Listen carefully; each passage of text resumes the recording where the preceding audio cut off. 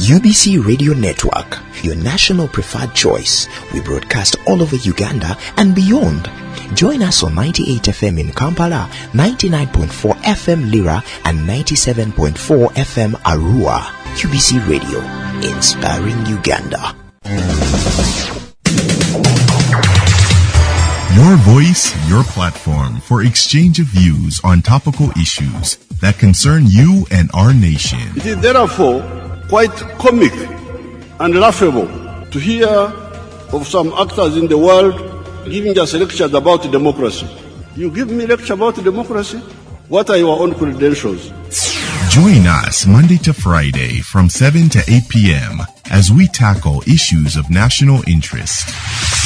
Mahatma Gandhi was a hero for India, but was so much of a hero to the Africans who were struggling to have the liberation. Nelson Mandela was a hero to the South Africans, but more so to the Africans, and more so to the entire world, about how you can fight freedom without actually having to hold the gun yourself and fight. So it all depends. It can be global, it can be regional, it can be national, it can be communal, and it can be family. Your voice, only on UBC Radio. Inspiring Uganda.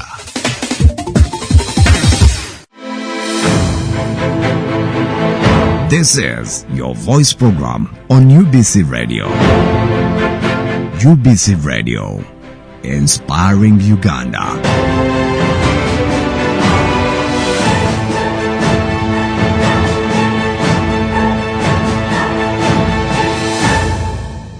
You are still tuned to UBC Radio programs, and I am Henry Baguma Habati Chigundu with Your Voice Radio program. This time around, we focus on two segments. The first one, we take you to Information, Communication and Technology and National Guidance Ministry, where we have a senior officer there to talk to us about his area. Second segment, we move to Uganda Prison Services and we engage the Commissioner Frank Baini, who is the Public Relations Officer, Uganda Prison Services, talk to us about Uganda Prison Services. All after the break. At UBC Radio, all our radio network across the country is committed to inform, entertain, educate and guide for national transformation. Our own radio, UBC, should set its own example. Leka bano abatafa ku bantu baffe bagumaza ndowooza muganda kitwa kugumaza to divert people. Let our own UBC bring programs to educate the people so that abagala kugumaza babeereyo bagumaza naye naffe they can advise, guide, and people in time will judge the one who is their friend and who is just using them. Tune into UBC radios for credible socio-economic programs. UBC, inspiring Uganda. This is UBC Radio, 98 FM, inspiring Uganda. You're listening to your voice program on UBC Radio, inspiring Uganda. Welcome back from the break. This is Henry Baguma, Habati Chigundu, Bob Brown Mugisha. Together, we take you to the next level. Right now, we first engage Mr. JJ Bakalikwira, who is a senior officer in the Ministry of ICT and National Guidance, to talk to us about the ministry and related issues. Thank you very much, my old friend Henry Baguma. I'm Bakalikwira Jonah Jackson, normally dubbed as JJ, and I work as an Assistant Commissioner for National Guidance in the Ministry of ICT and National Guidance. I'm happy to be with you in the studio. So let's start with self-introduction deeper than that. What is specifically is the role of your department? My Department of National Guidance is charged with shaping the thought systems, what others call ideological focus of the entire citizenry. Regardless of class, regardless of where you are, regardless of gender, we must all focus towards a common national vision, which gives us the trajectory for putting all our efforts to see that we can all deliver on that. So the department which takes charge of that is the Department of National Guidance, to be able to make sure that people are aware of their national agenda, national vision. They subscribe to the national values, the core interests of the country, so that now we hope to galvanize all those other diversities within our country. Yeah. How is your organizational structure? Of course, we are the ministry. In the ministry, there are many departments. Our department has to be the Department of National Guidance with a commissioner, assistant commissioner, principal officers, senior officers, up to the grassroots. So we are supervised by the permanent secretary and the political leadership of the minister in charge of national guidance, Honorable Kabyanga, and then on top of that, with the full minister, Honorable Barriomons Chris. All right. Yeah. So going even higher now, ICT and national guidance. Can you also describe to us that ministry for the people listening to you right now in Koboko, in Soroti, we know in Kampala, for example, in Mbuya, in Akawa? Maybe instead of calling it ICT, let us say information communication technology. The machines which we are using here those are a component of the information technology. So that's the component of ICT, where they handle the gadgets, or the bandwidth, or the frame, or the mediums of communication. That's under information communication technology. Then for us, to make it simple, national guidance, we are handling issues of the thought systems, the software, the mind of the people. That's the area we handle. So like now for us, we are the people handling the church issues, people to praying and tell them that you must follow ABCD. Well, and are handling the hardware, fixing of the roads, fixing of the electric systems, all those and that one, like that. So you make it a little bit more complicated. National guidance, people asking, what is that? Is it like, for example, in a meeting you have a chairman, in parliament you have the speaker, in the military you have a commander, that type of arrangement? I don't know. And the schools have the school prefect. Okay, let me make it much more simpler. National guidance is about rallying the people from the different voices, different background, different rotation towards a common thinking and a common line of action. That's national guidance. You guide the people to be able to achieve something. And you tell them that for you to achieve that what you want, these are the methods that you must use, this is the path that you must take, that must make you achieve it as an individual, and also achieve it as a community, also achieve it as a country. And in Uganda today, we have our national vision, where we want our dream. We want to be able to change our lives so that we can move away from poverty to modern and prosperous individuals and as a country. So that one can never come out of wishful thinking. It comes out by some people repeatedly telling you that, yes, this is it, but then we must move into that direction. For example, in Uganda, we have 65 different nationalities, which I want to call tribes. Every tribe has got its own feeling, values, and norms. But regardless of all those values, we should move together as one, as people belong to one country with one vision, with common values, with common aspirations and common interests. Therefore, we should not hurt each other, regardless of our diversities. That's national guidance. So within that national guidance, there are three issues I also want to look at. There is political mobilization, strategic planning, and mindset change. Let's start with the first one, political mobilization. What sort of programs do you undertake? Of course, as national guidance, our operations are cross-cutting. We do political, economic, and social mobilization. But now, since we are bringing out now the political mobilization, we know that now man is a political animal. And as a country, we are moving under a democracy, which is multi-party democracy. We know we first started with movement, but then moved into a multi-party democracy, where there are many political groups competing for power, and they go to the vote. That one which is voted into power is one now which directs the running of the government for a period of 5 years. So, but to make people understand that, they must be mobilized, so that so that they can be able to appreciate that, yes, we are in different political ideologies, but we are serving the same country. So we should not hurt each other because of political divide that is amongst us, NRM, DP, UPC. Those are just there, but then the bigger picture is Uganda. which must all serve regardless So of your strategy to say whether you're NRM, whether you're NUP, you're what, Yes. one thing is that you are Uganda. Yeah, exactly. Our strategy is to bring all political actors to serve one thing, one body called Uganda. So when you are offering service, even if you're a doctor but you subscribe to a certain group of people, put that on side and serve your purpose of having Ugandans. Even if you are UPC, yes, have your party, park it there, but serve Ugandans. Even if you're NRM, yes, very good, park there and serve Ugandans. So, and we're under multi-party democracy. Now apparently we are under the NRM system of government, under NRM government. NRM brings programs in place, and it's our duty, regardless of your party, to serve, to fulfill those programs of government.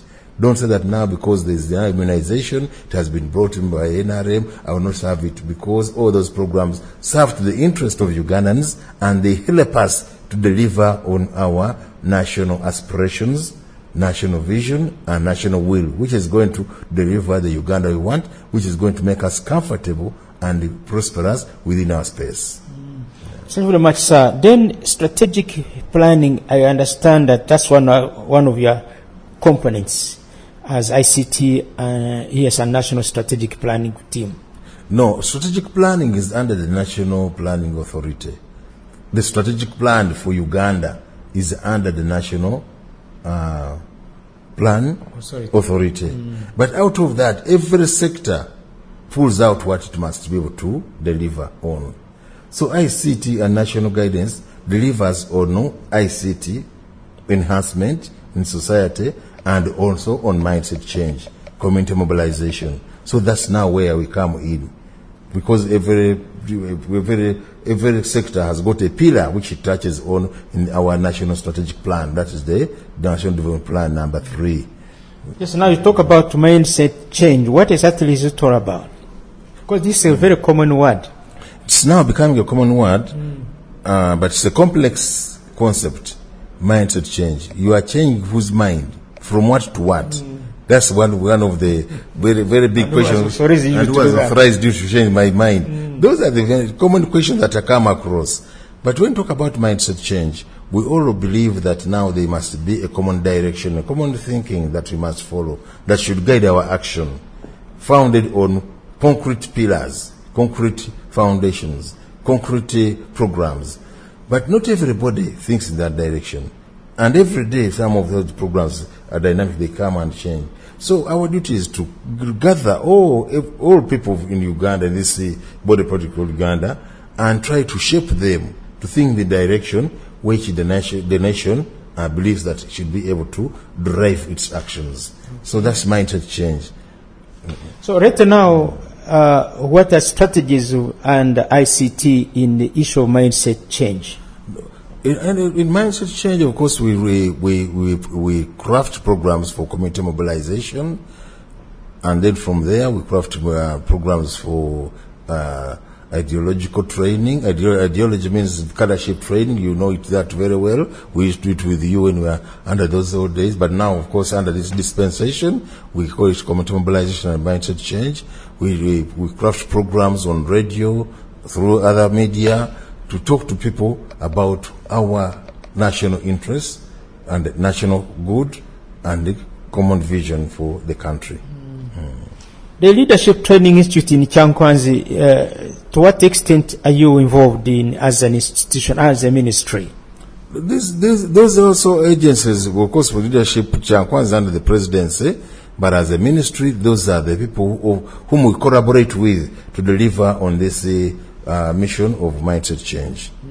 Teaching patriotism, also we collaborate with Patriotism Secretariat. So the Leadership Institute of Kyankwanzi, which we went through, is not different from what also we attest to. We can use it as an event, we collaborate together to give Uganda the necessary knowledge to make us deliver on what we want as a country. But some people, sir, have argued that some of these programs and plans are more of NRM strategy than open market. That's why we must do mindset change. Indeed true, some people argue like that. But is it true? It's not true. So those are the first participants or students of mindset change.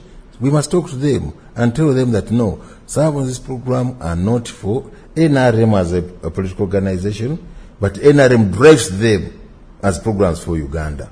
Because the one in government and the democratic governance dictates that now the party in government produces programs which everybody must be able to conform to deliver the interest of the country. Right. Sir, we are also under multi-party, and you are a student of very many of these things. You were under Idi Amin. Initially, you were colonial government. You went to Idi Amin. At least you grew under Idi Amin. Then you later on you had the Dr. Paul Milton Obote type. UPC and the DP was the only party then. Then you also came to Museveni 1, where you had only a single voice. Now you have beyond that. Yeah, so give me the multi-party structures, all political party structures in Uganda, and the rise from 0 years to today, 2023. Are you a happy man? Are you satisfied, or are there missing gaps? There was a time when there was single party. You remember that time?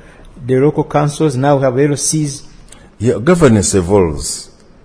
By the time of independence, we moved from colonial system of governance into a democratic system of government, where we had the multi-party system of government. Then the constitution was abrogated by Obote. Then it came to multi-party system of government. Then from there, the military dictatorship of Idi Amin. Then back to the military commission. Then from there, back to multi-party governance under 1980 under Obote.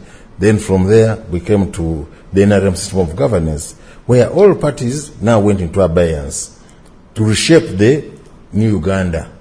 The Uganda we feel that must be able to address the historical distortions.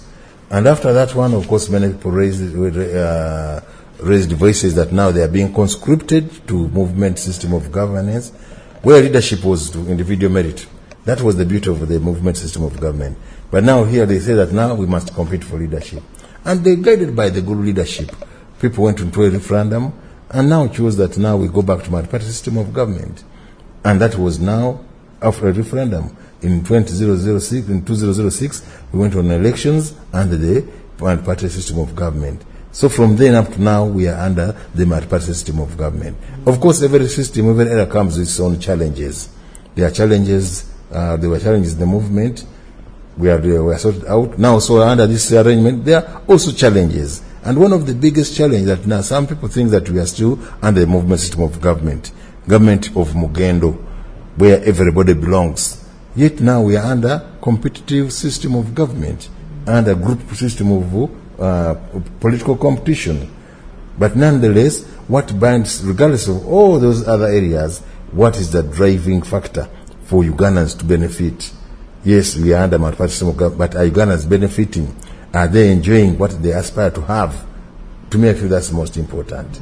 And for us to make them enjoy, factors like agencies like national guidance come into place to be able to galvanize all those ones, even those ones who are trying to go off, to put them back on the road. So please, our mission is to deliver a transformed Ugandan society from peasant to a prosperous country. And I think we are on the correct path because the indicators are quite enormous that really can show you that really we have advanced from strength to strength. Sir, individual merits seem to have persisted in this country. What's your view? Yeah, indeed, as I said, out of orientation. To come out of individual merit, it calls for a lot of teaching. We must do teaching, teach people day to day, day after day. When you teach people, then they can be able to conceptualize. They understand, they appreciate, then they can be able to deliver. So, to me, I call for continuous mobilization, continuous teaching of the people, based on the foundations which you are set for by the leadership, which are good for this country. Yes, I've heard some people argue that maybe it was too early for us to go multi-party. There's that argument. And even let me go beyond that. There are those also argue that maybe dictatorship governments were far better because things would move very, very fast and without question. If for those ones who didn't taste dictatorship, they can argue that way. But for some of us who saw dictatorship, we call upon them to embrace this system of governance which we are having today. Dictatorship took many lives, destroyed the economic fabric, did all the hell to this country. But regardless of the challenges, I believe that now people have got the space to talk. They have got space to execute what they want. They have got space to compete. They have got space to go to determine their destiny. Now it's their duty, it's upon us to create the necessary democratic governance that we want, where people don't hurt each other, where there is no criminalization of others, where there is no bloodshed. It's our duty, and that's a calling for everybody. But that calling can only come when people are correctly. For example, those arguing for dictatorship are comparing the notes. For example, right now there are many things that are not moving. The president has directed certain things that don't move. You go to courts of law, you go to parliament to go hear things, but all that type cycle around and around and around. For example, the issue of evictions, land evictions, you've had of issue of school fees, you've had the issue of corruption, this type of things, and people are saying no, but in the meantime, it was just an announcement on radio, and the next day is implementation. That's the argument of that side of people. I am sure I've heard them argue that. Yes, but that argument, they don't mention that during the meantime, people would be taken in the car boots and they would never be seen again. But nonetheless, of course, when the people are pregnant, I can use that word with democracy, they can misuse it. There's impunity, which is growing. There's growing impunity. There's growing adamancy. But that's indiscipline. We cannot now take that one that it is injurious to cause the country to say that we go back to dictatorship. It's indiscipline. And all these indiscipline is cleaned away by mentorship, by telling people to go by the law of the land. Mentorship, guidance. Even in the Christian faith, people get indisciplined. And the only way we can do that, we remind them about the Christian doctrine. So we should remind those people about what we stand for and what we are supposed to do. The Constitution is a very good document. There is an article which talks about the duties of a citizen. That's Article 17 and also Objective 29. Let us evoke the elements of those articles in the Constitution so that now we can be able to see that now every citizen behaves in the desired manner, in a civilized way, so that now at the end of the day we all benefit from what we are doing. Just the advocate of that group of people say when you open the door, in a meeting where there's no chairman, no secretary, but things are moving on, and so some people prefer that way, so the meeting ends. And indiscipline can never substitute order. Yes, that's an element of indiscipline, because there must be order. And in this country, we are moving under a very well structured, disciplined system, following the Constitution. There are structures in government, there are structures in governance, there are structures in management, which must be followed. And I call upon Uganda to follow the rule of law. Where now somebody has injured, you follow the rule of law. You avoid violent extremism. You avoid injuring the other, so that we abide to the principles of our Constitution.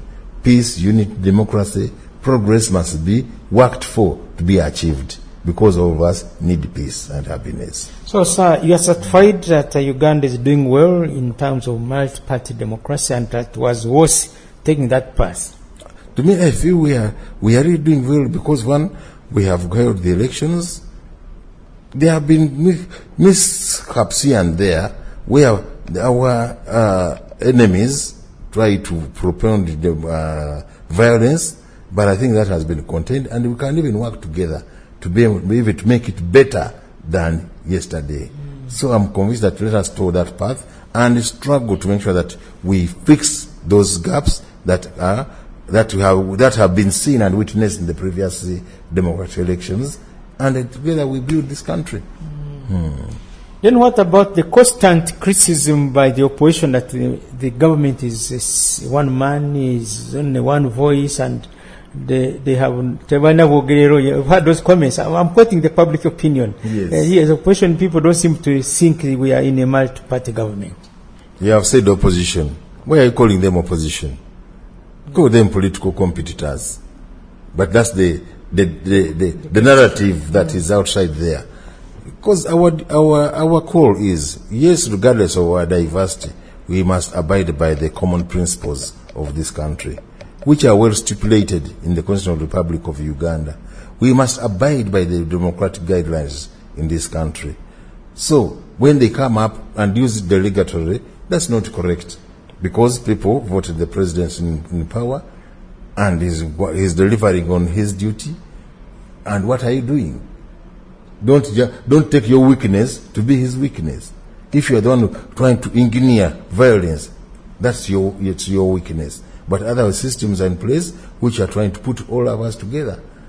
So I think that's a distortion which must be fixed by all actors. But of course, when it is championed by members within the state apparatus, like now national guidance must champion that call, and other friendly forces and must champion that call.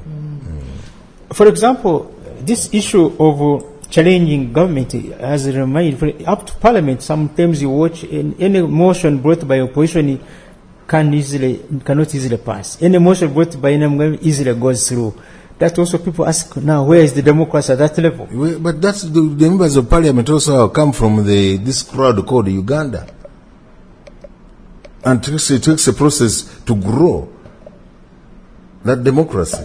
So there are those ones who are overzealous and they say, please don't want to look at that. Excuse me. But then that's not the principle of governance. We are saying that, yes, even in Parliament, those people there constitutionally, you debate. When you debate and they brought a good motion, I take on the elements of that good motion. And I'm sure in this country, there are some kind of motions that have been brought by the opposition in the courts, but then they have been taken on by government. That, like access to the Information Act, which was tabled by Katuntu, but then government took it on. And of course, when it takes on, becomes government law. There is no law which now is independent of whatever government wants. It all becomes consumed by the government. First, tomorrow, yes, maybe one or two sentences about it, because I understand also you have a component as the ICT ministry. You always call it ICT and National Guidance Ministry. Because you miss National Guidance, then you think that's the ICT Ministry. Yeah. No, for us to have ICT, the ICT component is about data collection. Because every plan must go with the correct data. So ICT is handling the data collection for the various areas. Then National Guidance is handling the community mobilization and mindset change. Development goes with ideas. So ideas are generated and they are shared. So we take the idea of the parish development model is rolling out. But also to prepare the people to appreciate it and understand the pillars where they can be able to benefit from, because with mindset change and community mobilization. So that's where we are coming in, to make sure that we add a building block on the area of parish development model in those two major perspectives. So finally, let's look at the international politics, and particularly regional integration of East African community. I'm sure you are also monitoring the situation on the ground. What so far is the progress in as far as your national guidance programs are concerned at the regional level? Are we seeing a real unity coming into? Yeah, it's actually true. From the national guidance perspective, we are really doing very, very well, because the East African community is on correct path. And we have seen countries that DRC coming on board, and that one also gives us more strength. And we are seeing the protocols, both economic and the social protocols, security protocols. We are members of the security team, and our forces are working together with East African other forces from other countries, and they are delivering on peacifying areas with the trouble spot areas like DRC. Our forces have participated in Somalia, and I think results are very clear that at least there is peace in Somalia. Growing up now, we are looking at business going to Somalia, and that will be when business goes there. Then that one gives the region what we want. When you are stable, then business, then you have money, and then you grow. So is Uganda being felt around East Africa? You go anywhere, nobody can underplay the role of Uganda in peacefying the region. Everybody appreciates that. And that credit goes to our president, who has been the vision bearer and champion of this struggle. Because at a certain time, people did not want to to participate in the missions of pacifying our neighbors. Even they are trying to brand, but we withstood all of those threats and guided very well. And here we are. Now we are seeing the whole of the region, IGAD region, enjoying the peace that we deserve. And when there is peace, then we have development. Where there is development, there is transformation. So I see the future of the region being very, very bright. Yeah. Finally, sir, is government in charge, the interim government? Is it being felt? Is it in charge right now of the country? And how is the future of Uganda? Is it being secured fully as they assume? Who can doubt government being in charge? The simple example is go at the village level. The village governance systems are operating. People are still enjoying their security at the village level. They are still having their LC systems running. The LC1 governance system from LC1 to the National Assembly, they are running. The judicial systems are running. The legislature is running. So all arms of government are running. So that one is a clear example that now NRM government is in charge. Where there are security threats, they are contained with minimal casualties. So government is in charge. We're using those few parameters.